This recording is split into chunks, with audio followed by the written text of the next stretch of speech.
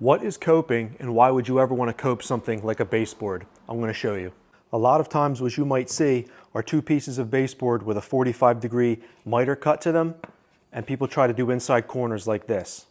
But when you go to slide these pieces together on an inside corner, oftentimes you get these gaps, and they can often be really bad on a drywall partition where this inside corner is built up with tape and joint compound. But instead of this miter joint, I'm going to show you how you can make a coped joint. The first thing we're going to do is take this piece that used to be on the right, and we're just going to cut it square on the end. And we're going to butt that piece into the wall just like that. Now the piece that goes on the left side is going to get a 45-degree miter.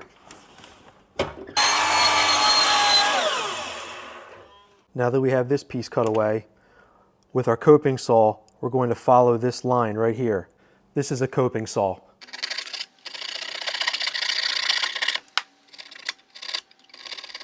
Sometimes I like to finish this straight cut with the miter saw.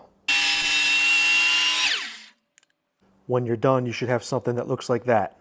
All right, now when you slide these two pieces together, you get a super tight joint. One of the advantages to a coped joint is how forgiving they are. In other words, if this piece was cut short from the wall, 1/8 of an inch, maybe you made a mistake, it really doesn't matter, because when you bring that piece in, it's going to close up and look great regardless. And a coped joint is also going to look good on corners that are not a true 90 degrees. Sometimes you have framing that's a little out of whack. You might have something that's 88 degrees. You might have something that's 92 degrees. So I just purposely set this way out of square. I opened this up quite a bit. Slide my square in here and you can see it's out that much, over 16 inches. It would not be uncommon to come across a situation like this in your home. Even with it being that far out of square, it's not really going to matter. That joint's going to close up just fine regardless. So this is a coping saw, and that's a coped joint. Let me know if you'd like to see more videos like this one.